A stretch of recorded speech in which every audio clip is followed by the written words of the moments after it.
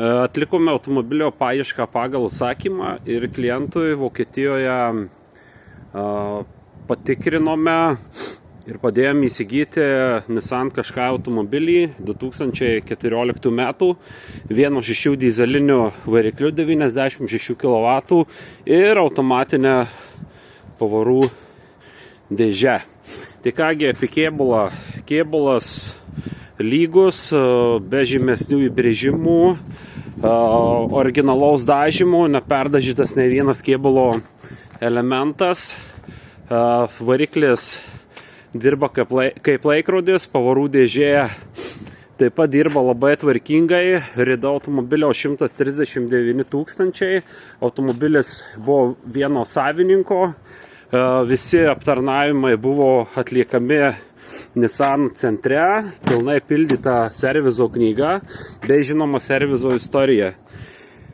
Iš komplektacijos turi multifunkcinį vairą, juostų asistentą, kelio ženklų atpažinimą, šildomos sėdynės, navigacija.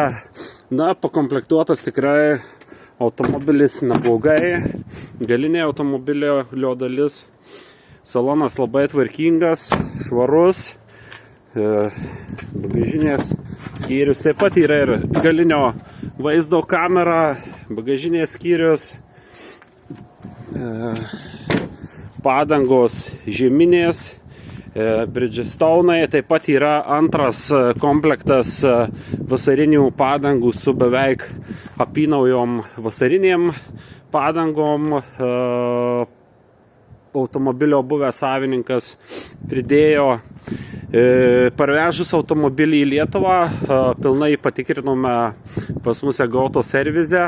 Tai papildomai dar atradome vieną neveikiančią 4 cilindro pakaitinimo žvakę.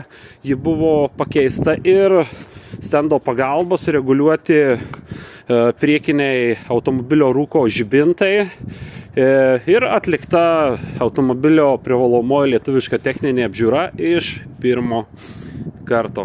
Tai toks tikrai gana gražus, geras, labai tvarkingas pirkinys, kurį, kaip minėjau, pavyko atrasti Vokietijoje. Nissan Qashqai.